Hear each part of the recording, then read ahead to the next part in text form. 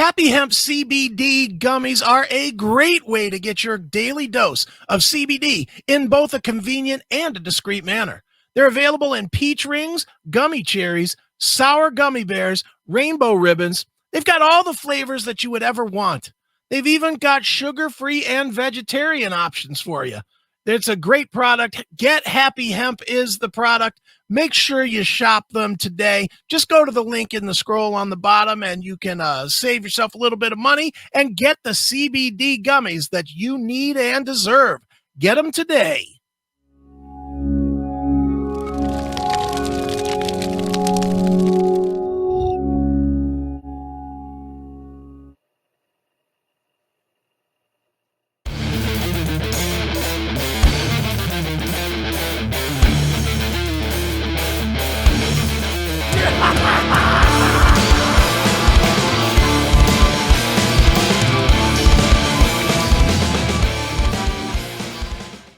It is Chris Akin Presents, and I, of course, am Chris Akin, and joining me today to talk about a brand new project, a brand new band that is going to be launching in spring of this year, but they've released a single now called Revolution. The band is Panic Boom, and I know I'm going to do this. I'm going to call it Planet Boom 400 times. So Probably, yes. We still do as well. Don't worry about it.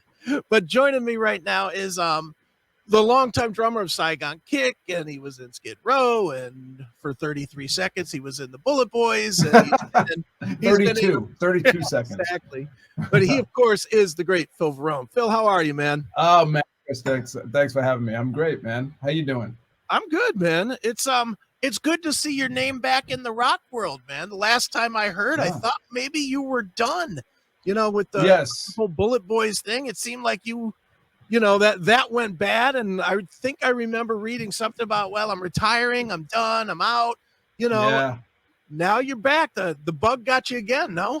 Yeah, well, I have to say one thing, and I did like a public apology when I did the retirement thing, and that was just, I was just so over dramatic about it. But basically, I was out with Red Dragon Cartel, Jakey Lee's band, and man, I had the greatest time with that band. I love Jakey. I love those guys. But it dawned on me that I'm not invincible during that tour, and my body was aching, and it was just like one of those things where I was in so much pain. I think the pain got the best of me, and in an emotional sense, I kind of lashed out at drums and music and did everything that was wrong, which is never react on emotion. But I was really in pain at the time, and so I do apologize to everybody about that, and I've apologized to the band numerous times because it's embarrassing. But I took some time, and ironically, it was like as soon as I did that, COVID hit. So it's like we had no choice anyways at that point to stay home. But during the time right before COVID really kind of came into play, a friend of mine gave me a call and said, "Hey, would you mind playing on this song for me?" And it was during his birthday, and it was a bunch of guys, local musicians, and Mike Varney was playing guitar and all these other rock stars and stuff. And I said, "Sure, I'll come down." Only for him would I do this. And I played, and I was like, "Oh, it's not that bad." Maybe I was over dramatic. And so I started playing again, and I decided, though, with the retirement announcement, which was ridiculous, I would actually put together a documentary of the last 30 years, and that, because the last documentary I did was called Waking Up Dead. And it was out of control. It was, 4 years on the road, just watching me kill myself, basically doing drugs. And now I wanted to celebrate as a sober person, as someone who's alive. I wanted to celebrate my years drumming, and not only celebrate it with just on my end, but talk about people who really meant a lot to me and did incredible stuff for me during the career. And even way in the beginning, when we talk about Panic Boom, the Panic Boom band are lifelong friends of mine. In fact, the guitar player, Tony Cortese, was in my first band ever in 1983. Wow. And he was the guy that I give total credit for the way I played drums. And I say that because he was very patient with me, because I was awful, you know, in '84 when you start playing drums, I was terrible. And he had the patience. This guy had such patience. And he would always push me and go, hey, man, now play something different. Go outside the box. And he really was the guy who sat there and worked with me. And I would just play stuff and just, and that's what I wanted everybody to know, like someone like him that isn't a rock star, but probably had the most impact on my life, other than my first friend, my first guitar player, who we just jammed, Tom Reinhardt, who's still my friend. Sure. Who, you know, like, and these are lifelong friends, and I wanted to celebrate that. And that's how Panic Boom got back together, because we actually formed in 1994. Right. And once when I left Saigon Kick, I wanted a cool band, and I got my buddies at the time, and we did some demos for Atlantic. Atlantic passed on us, and I just asked them to do me a favor 30 years later and said, hey, would you guys want to redo one of the Panic Boom songs at the time called Revolution, which is our new single? We wrote that 25 years ago. Yeah, and we decided to re-record it. And I only asked them for that song. I said, you know, let's just do one song. And that song turned into a full record. And I couldn't be more grateful. I mean, that's how it came together. It wasn't planned. It wasn't anything. We just kind of, you know, hey, let's see what happens. And we couldn't stop writing. It was really incredible, you know. So that's where we're at. So did it feel the same? I mean, you guys have all obviously had a quarter century of history between you. Everything has changed, you know. I'm assuming not just with you, but with them as well, you know, completely from the 90s. You know, how did it gel? Did it gel automatically? Did you guys kind of have to really feel each other out, or did you it just, you know, that was the funny part about it, because it really was like, we call our band the Hotel California of bands. Right. So you check in, but you're always a member. You never check out. So we picked up right where we left off. It was bizarre.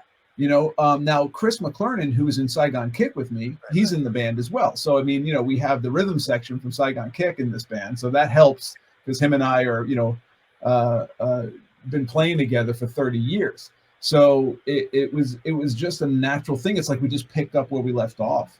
And what had happened is this great, the songwriting and this, just this love and respect for one another.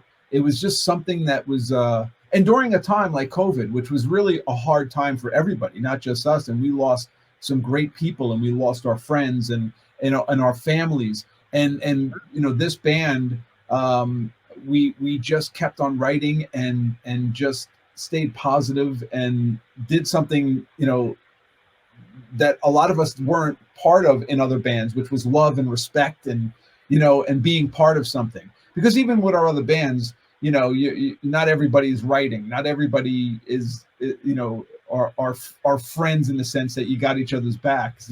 There's no egos in this band. There's nothing. It's like we play music, and everybody writes the songs. When you see, if you look on Revolution, you'll see every name on that song, because every one of us wrote it.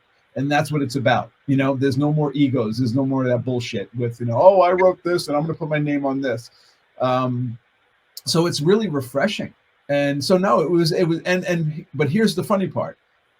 We have not been in a room together since '94. The band is scattered all over the place. Okay. So we did this record because of technology. Now that's what the funny part about it is. And like when you talk about like what's different between '94, well, technology, clearly, you know, we have, each one of us has a studio in our house. So we would play, I do the drum tracks. I send them to Chris, he plays bass on it. We send it to the guitar player. He plays guitar on it. Randy, the singer who lives in LA, he would come here to Vegas, because I'm in Vegas, and he would come bark on the songs. But it was pretty cool. We haven't been in a room together. So it's outside of Zoom like this. We would do stuff like this. Yeah, it's pretty cool, you know? Sure. Now, you obviously, I think you have probably the most professional experience, either you or Chris, but I'm thinking you because of the other bands as well. Do they rely on you to kind of drive this train, or are you guys really truly a 4-part, everybody's in on every decision band? Yeah, we are. Actually, it's 5 guys, but we are in every decision. Yeah. And it's actually very cool that way, because it's such a band. I can't explain it other than it's such a band, because not only do the reason why we rely on 5 decisions is because we respect 5 decisions, and majority is going to win. That's how it works in anything. But every decision is based on everybody's input. So, and if somebody is really, really against something, well, then we'll dump it. But if you're talking about, okay, like when we picked out our logo, we had 4 great choices. So it wasn't like anything was bad. It was just like, okay, which one do you lean towards? And one guy wanted this one, and for the most part, we've agreed on everything. It's been very like calm, and I guess it's because we're doing it without it being a career, if that makes any sense. Where before there was so many like elements that were hooked to the machine. You had management and record companies and egos and bullshit.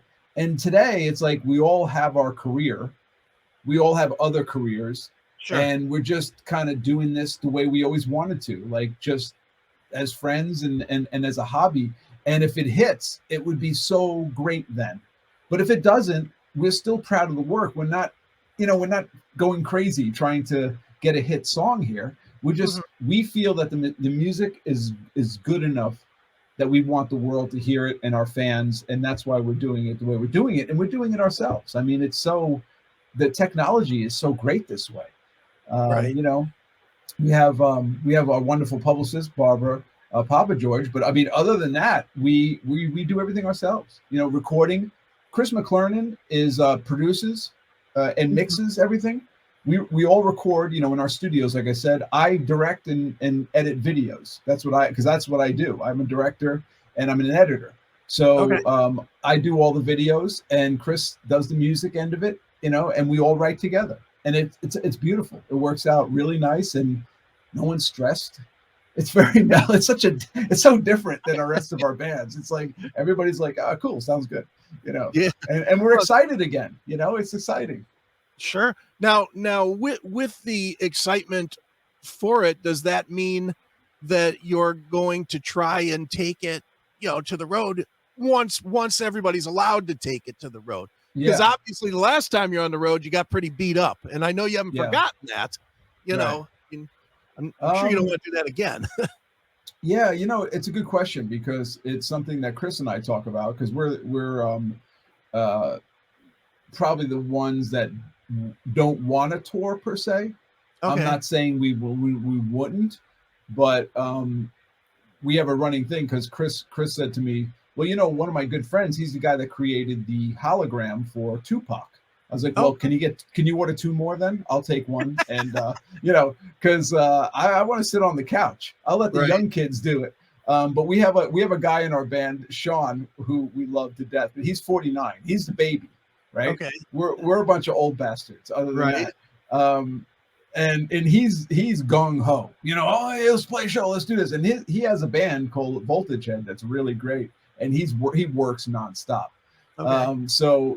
But I don't really know what we're going to do, to be honest with you. And it's something that what I love about this is we can make that decision when the time comes. We're going to do everything we can to get the music out, because we want people to hear it. And if it warrants a tour, well, then we'll talk about it then. No one's against it, but I like home. I like the couch, And you've come far enough along that you don't want to go out and play for 22 people in the middle of the winter or something, Yeah, God, no, we don't want to do that. If it was a nice tour, and everybody says the same thing, but in our case, it's like we have, between the 5 of us, we have 150 years of experience in this business. So we are, we're not as quick to jump into something. But we will play some shows. I know we're going to, because I think the songs are really cool, and I like to play them live. Look, I love playing drums. Let's get that straight. It's not about anything, but the grind of a tour is something that, like you said, it is. Like, I think about the last tour, and I know it's the last tour, and I did a lot of things wrong in that tour regarding like getting ready for it. Like I should have worked out. Even though I mean, that tour I wasn't drinking, I wasn't doing anything. It was just that my body Although I laugh because Jakey is like one of the greatest humans on the planet, outside of being like one of the greatest guitar players to ever pick up a guitar. He's such a wonderful human. And our pre-show ritual was like, hey man, pass me that ace bandage. Yeah. Hey, you got any of that Bengay? Hey, let me get some of that cream, would you? So we're in the back just laughing, getting ready for a show, just putting on stuff. Where in the old days it was like, hey, pass me a line of that blow, would you? Hey, give me that. And it's a little different now. So I think that if I were to tour, I'd have to really figure out a way to do it where my body didn't fall apart, Right. Because it's like I'm like Benjamin Buttons going the different way. That's my problem. So sure. Well, Phil, obviously, man, you've had rough experiences on the road, and anybody seen Waking Up Dead, it certainly knows that. And I'm always curious when people get clean, and bravo to you for getting clean, man. I know, especially from watching Waking Up Dead, I know how hard that was, you know. But does the thought of going out on the road, I don't want to say scare you, because I know it doesn't scare you, but does it intimidate you somewhat now, because you spent so much of your life doing it in a way that you can look at very clearly, you more than anybody? You can look at a DVD of your own life and say, yeah, that's fucked up. That's not what I want to be anymore. Right. But that's what I did always when I was on the road. Right. Yeah. Well, the last tour with Jake was one of those tours that, like I said, was completely sober, no women, no nothing. I mean, it was like we played, and it was interesting because Jake is an incredible player, and as a boss, he's wonderful too. But I want to play great for him, I want to play great for the fans, because if I'm having a bad day, that's not the fans' fault. If my leg hurts, not the fans' fault.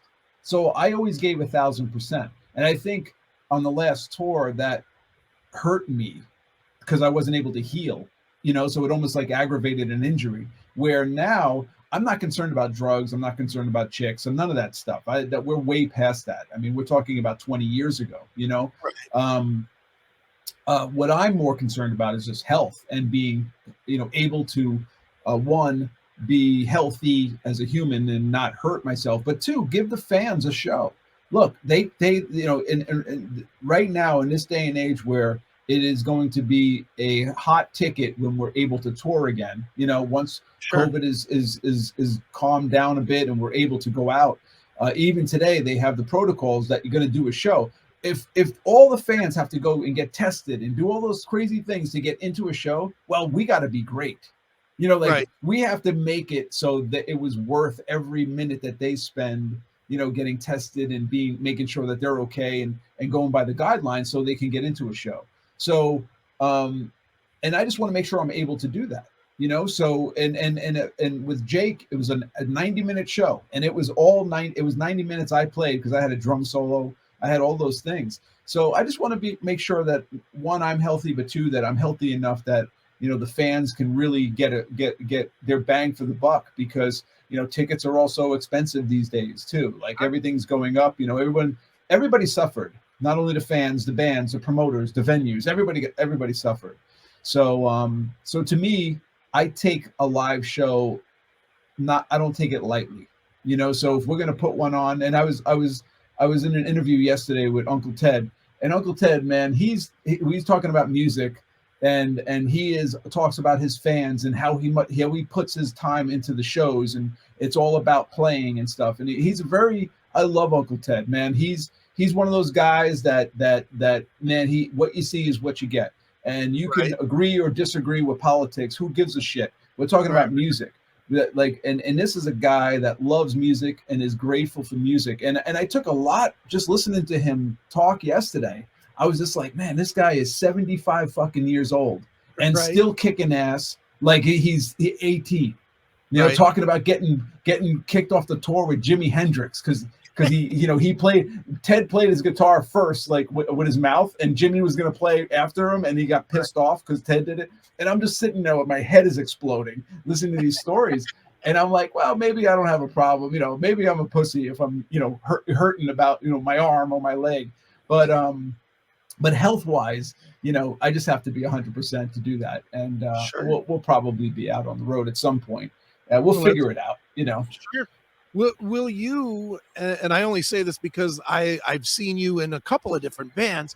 You've always been the kind of the fan friendly guy in whichever band you were in. You know, absolutely. you were always the guy that finished your gig and jumped off the stage and shook hands and, you know, or would show up at the merch table and take every photo and do, you know, you always did all that stuff. We're obviously in a different world now, and especially now where you're older and health is much more of an issue with COVID and all that other stuff. Do you worry about that? Do you change how you interact with people, or are you just kind of gonna be like, this is my gig and this is what I do? Yeah, no, I'm not worried about it. I mean, I'm taking the necessary precautions that I have to do, you know, I mean, but nothing's 100%. We know this. And the bottom line is that, you know, we're performers. So, and again, goes back to the fan experience, you know, as a fan, you know, you want to be able to, you know, enjoy people and enjoy your favorite rock stars. And, you know, I told this story, I actually wrote it. I wrote a short story about this, but when I was a kid back, I was probably like 17, 18, I believe, or around that time, maybe 19. I went to go see Def Leppard with Tesla.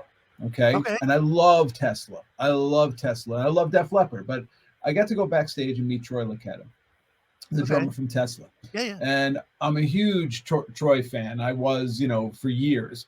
And so I go back there and I'm just a kid, an unknown kid. And I walk over to him and I was like, you know, I'm a big fan and I want to be a rock star too. And I play drums and, you know, do you have any advice? And everything that a fan would ask me now, you know, and he gave me the time. He gave me such great respect, and he was, and genuine respect. It wasn't like he was like, yeah, kid, shooing me along. Like we talked to the point where I was like, hey, Troy, you got other fans, you know, you might want to, you know, and so we got done talking and I was walking out and he called me. He goes, hey, Phil, you know, good luck. I really hope, you know, everything happens for you, you know? And I was like, damn, if I become famous or become a rock star, whatever you want to call it, I'm going to always treat my fans like that. You know, because that was incredible. So now we fast forward like 3 years later and we're opening up for Tesla. Saigon Kick is. So the first night, Troy's up on the stage by my drums, checking out my drums, and I go over to him and I go, hey, Troy, I'm Phil. I play for Saigon Kick. And he's like, oh man, I love the band. I go, I just want to thank you. And he goes, what? I go, well, you're not going to remember this, but, and I told him the story. And I said, I just really appreciate that you took the time. I said, from that point forward, I treated my fans the same way. And that's why, back to your question, I would still treat the fans that way, because it's not, you know, it's not the fans' fault. If we're there, we understand what is going on, and whatever's happening in my day is not their fault. So they can't be penalized for that, you know? So will the meet and greets be shorter or whatever? I haven't had one yet, so I don't know, but I will certainly take the time to speak and talk to them and at least give them something, you know, like that's if that's the case. Because look, without the fans, we're not here. You know, what are we doing here? You're not here. So I appreciate everybody, and you know, and anybody that knows me with Facebook and stuff. I just found this new algorithm software that eliminates inactive Facebook profiles, right? Okay. And I have 5,000 friends, your max on Facebook, and there are 3,000 inactive profiles. Okay. So I'm deleting every one of them. I only can delete 500 a week, or Facebook throws me in jail. So, but I'm going to get down to I named them. They're my love clan, my Facebook love clan, because New World Love Clan is something off of Saigon Kick song. So they're my Facebook love clan, and I'm going to cater to 1,000 or 2,000 of these active friends that email me every day and comment, because I think it's about being personal again. And a human is a human, okay? And when it comes to music, your race, your religion, your political views, I don't give a shit about. Has nothing to do with music. We're gonna play music because when you get into a concert, and you look around, nobody's wearing anything that can tell, like I see fans. I don't see, oh, that's a Republican section. Oh, that's a Democratic section. I don't see that. I see people enjoying music. So I tell people that are fighting with others, for 1 second, take a breath, forget about politics or religion, and go, what's your favorite band? And let's start there. Because if you're in the venue, you have one thing in common already, whatever's on that stage. Start the conversation and the dialogue there. And I guarantee you're going to like each other a lot more than letting some television tell you who you should like. Because I have a lot of great friends that are Republicans and Democrats. I don't give a shit about that. I'm an atheist. I don't care about. I have friends that are Christians, and who gives a shit? Yeah, music. No, you're right. That's what it's about.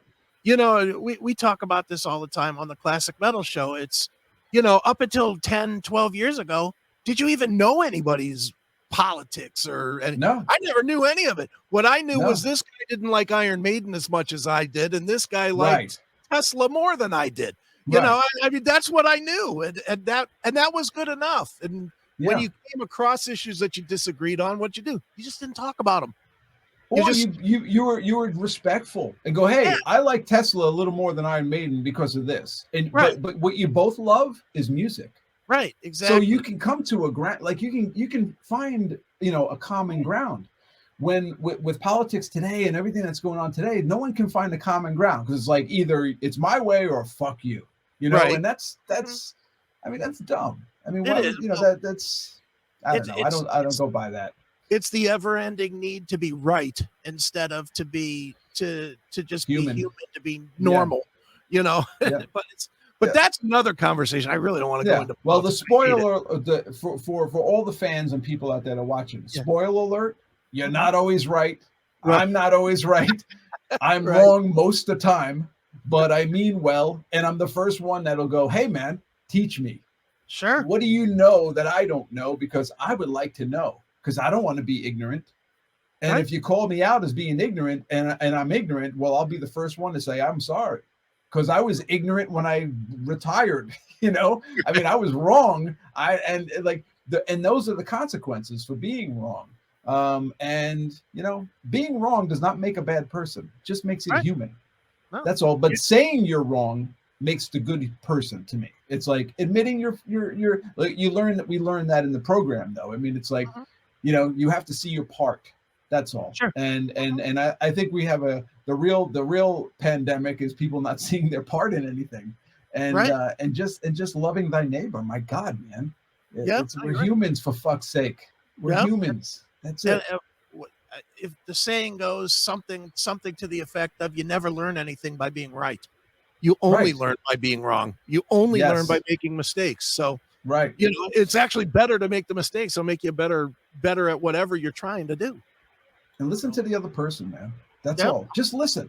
If it's asinine, look, you could say it is. But I've had long discussions with my friends that would be, and not that it even matters. I'm not a Democrat or Republican. I'm an independent. I'm an American. Okay. All I care about is our country. That's it. Right. Like when it comes to anything, what's good for the country. And so when you have these conversations, I don't have a war with anybody. Yeah, I'm like, look, I'm going to vote and I'm not going to, I'm going to vote. And then because that's what, just vote. It's cool, man. But to ruin friendships over shit.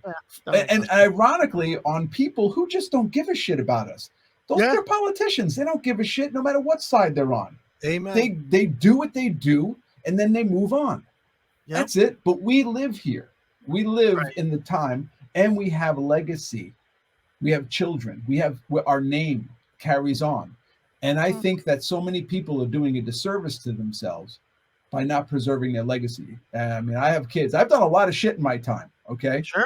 And, a lot of it, I apologize for a lot of the stuff, but my kids are proud to carry the Varone name because I also with that will, they know I have dignity and I see my part in things and all that shit.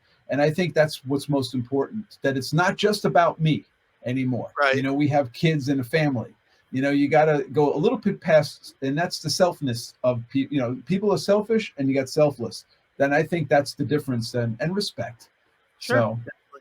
Yeah, Phil, it's interesting, that you are somebody that does apologize for different things that you've done in your past, and so much of your stuff has been public, that you almost Yeah, have to in a public way. sure.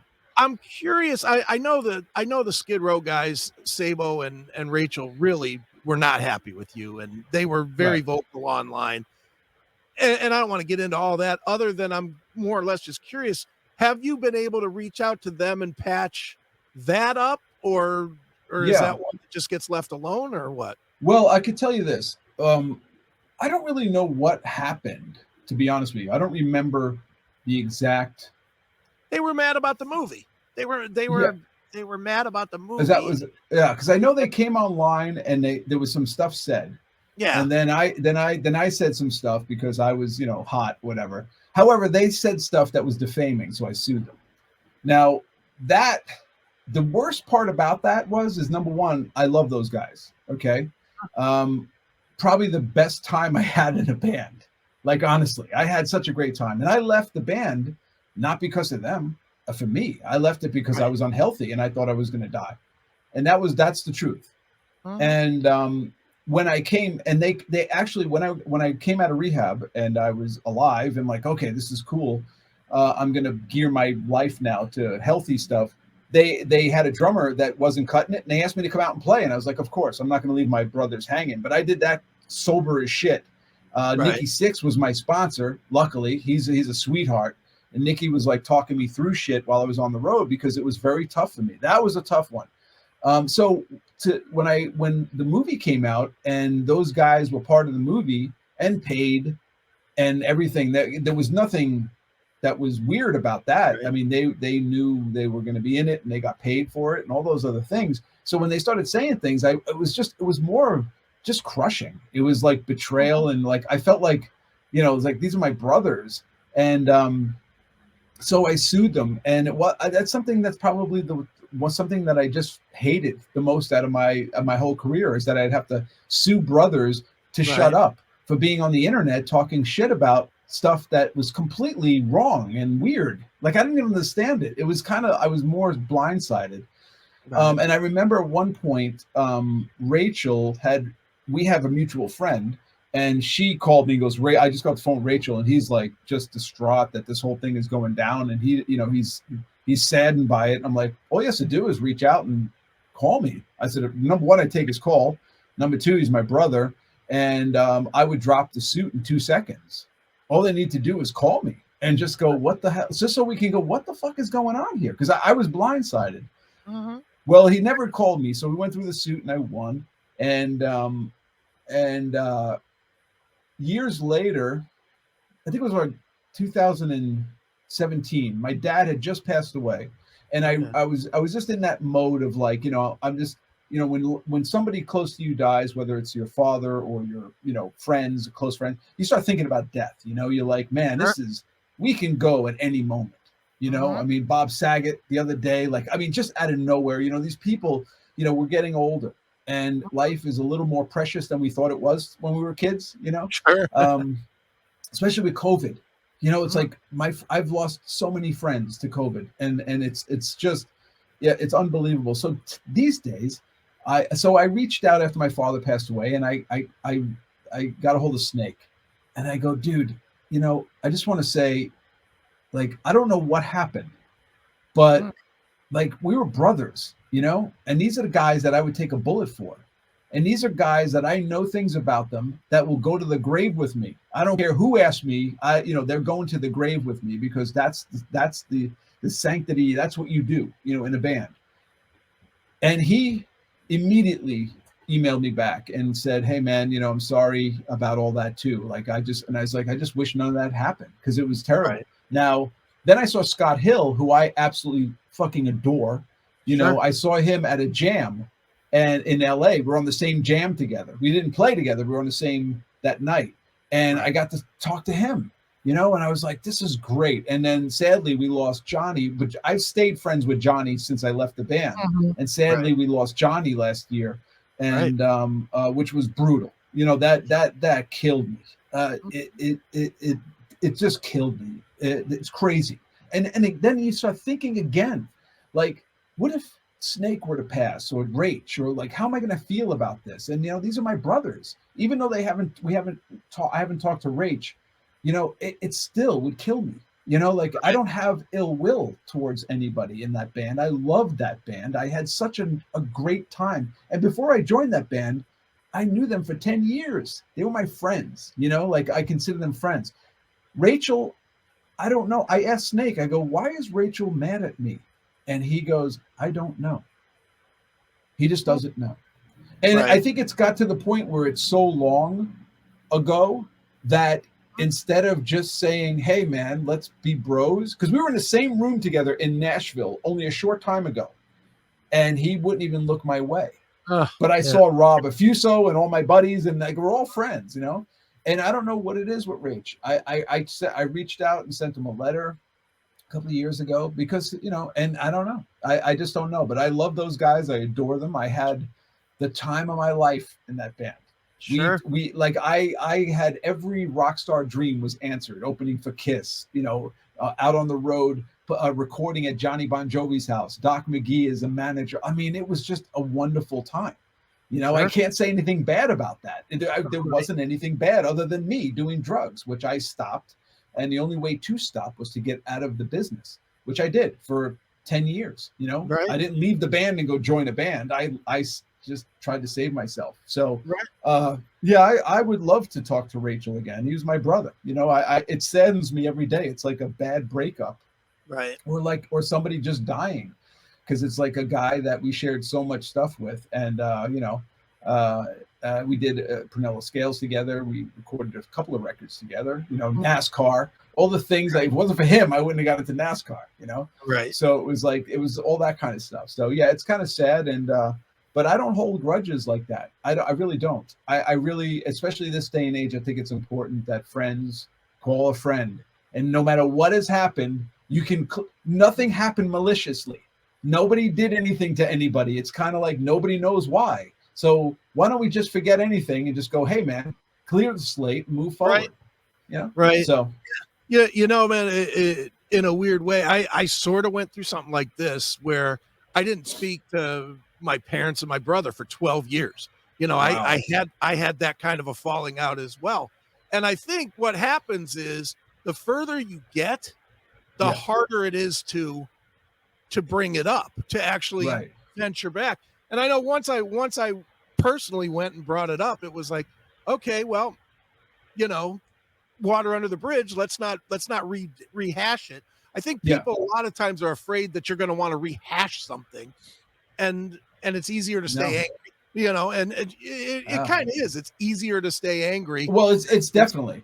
It's easy to stay angry. You're right. I think that is the reason why Americans and just humans in general so mad these days. It's way easier to say fuck you to someone instead of just talk it out. Sure. But to me, it's like, I don't need to talk it out. My documentary is going to celebrate the 30 years of drummer documentary is celebrating my time as a drummer, which is celebrating bands, all my bands. And Skid Row was some of the most fun.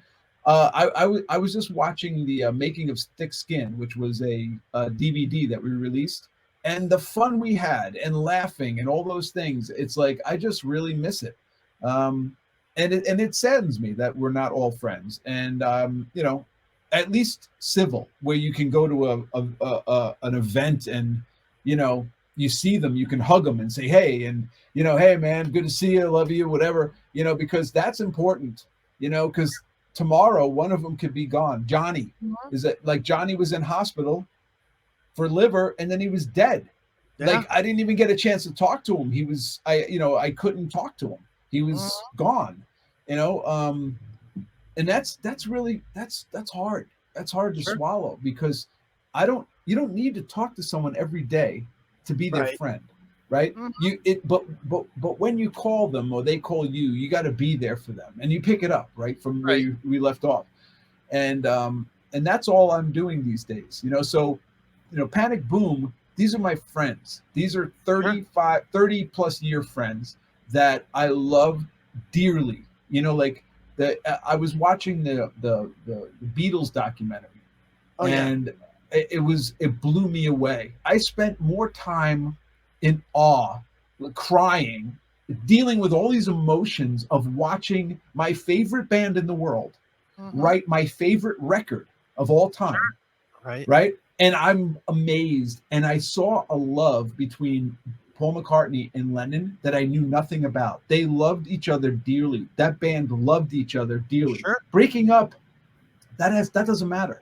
The love that they had was incredible, and the respect. And that is something that Panic Boom has. That is something I never really experienced, full blast. As I have now. But watching the Beatles, I said, I would just go, God damn, that's just like me and Chris, like my bass player, like he's my best friend in the world. If something happens to him, I would, I'd be devastated. That's how you got to feel. It's like a brother. And that's why I love Panic Boom so much. And every one of these guys are wonderful humans that will give the time to fans, that will give everything to the fans, because we're respectful of them and music, and we love music that much. So sure, definitely.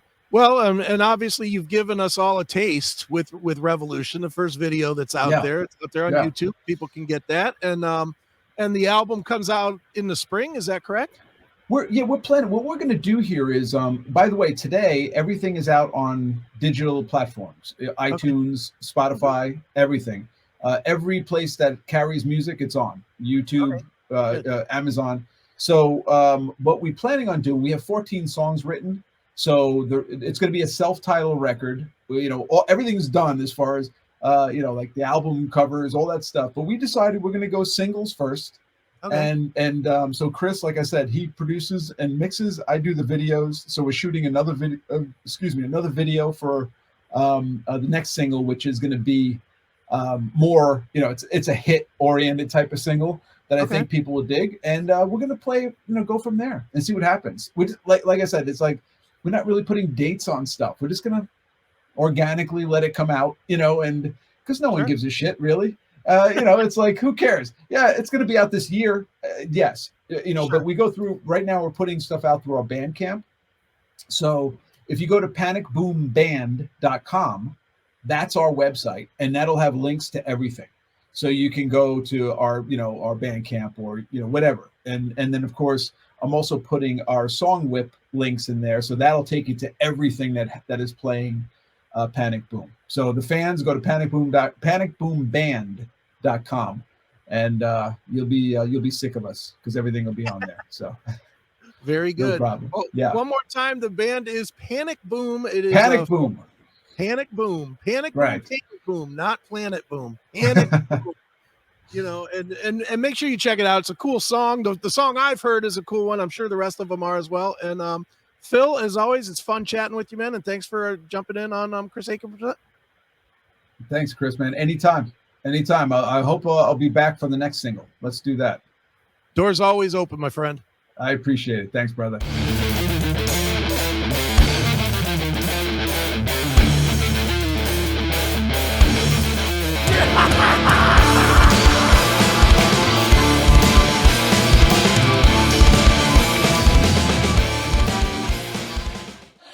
myhappydesires.com. Visit us at myhappydesires.com and add some toys to your toy box. Let your imagination be the guide to your stress relief. myhappydesires.com has everything for the perfect play night. Alone or not, you choose. Fuel your desires without breaking the bank. myhappydesires.com.